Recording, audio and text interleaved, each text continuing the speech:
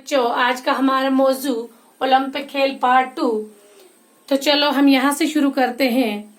यूनानी ओलंपिक खेलों का ये सिलसिला 394 ईस्वी तक जारी रहा। फिर ये मुकाबले बंद हो गए और ओलंपिया के मैदान में सन्नाटा छा गया। खेलों का ये सिलसिला 1500 साल तक बंद रहा।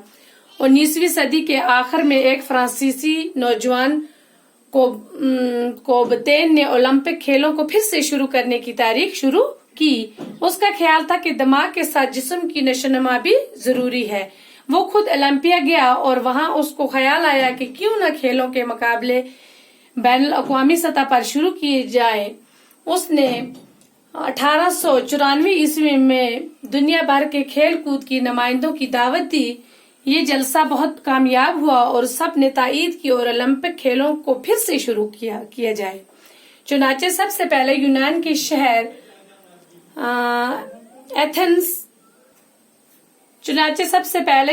शहर एथेंस का इंतखाब हुआ और 6 अप्रैल 1896 को फिर से ओलंपिक के खेल शुरू हो गए। ओलंपिक खेलों की तारीख में कोबतेन का नाम हमेशा जिंदा रहेगा।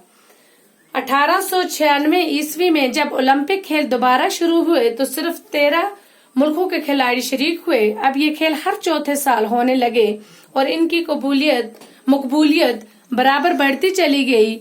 1908 ईस्वी के खेलों तक ओलंपिक खेल दुनिया भर में मशहूर हो गए। यहाँ तक कि 1912 ईस्वी में जब स्वीडन के दारुल खलाफा स्टार्ट होम में हुए तो उनमें तमाम बरआज़मों के लगभग 2500 खिलाड़ियों ने हिस्सा लिया। उनमें 57 औरतें भी शामिल थी। फिर तो जंग अजीम के जमाने को छोड़कर हर 4 साल के बाद मुख्तलिफ मुल्कों में खेलों का ये बैनुल अक़वामी मुकाबला ओलंपियाई खेलों के नाम से होता रहा है। इसके इंतजाम के लिए आला सतह की एक बैनुल अक़वामी कमेटी है जिसमें हिस्सा लेने वाले मुख्तलिफ मुल्कों के नुमाइंदे होते हैं। इन खेलों की तैयारी पहले से शुरू हो जाती है और हर मुल्क में कौमी मुकाबलों के जरिए अच्छे खिलाड़ियों का इंतखाब किया जाता है, चुने जाते हैं। 1928 ईस्वी के ओलंपियाई मुकाबले हिंदुस्तान में खेलों की तारीख में बड़ी अहमियत रखते हैं क्योंकि इनमें हिंदुस्तान ने हॉकी में पहली बार सोने का आलमिया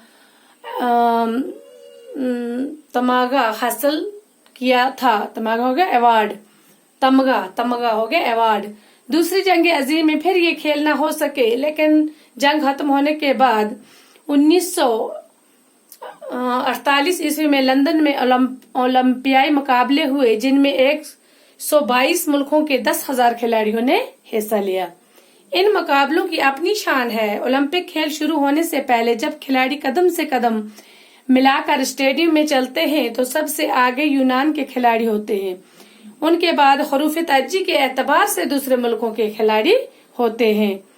मेजबान मुल्क के खिलाड़ियों का दस्ता आखिर में होता है। इस मौका पर बेशुमार कबूतर छोड़े जाते हैं और फिर सबकी नजरें उस खिलाड़ी पर पड़ती हैं जो ओलंपिक के मशल लेकर स्टेडियम में दाखिल होता है। ये मशल सबसे पहले ओलंपिया में सूरज की किरणों से रोशन की जाती है। आज के लिए इतना ही काफी है। अब हम पार्ट 3 में आगे पढ़ेंगे। बस वसलाम।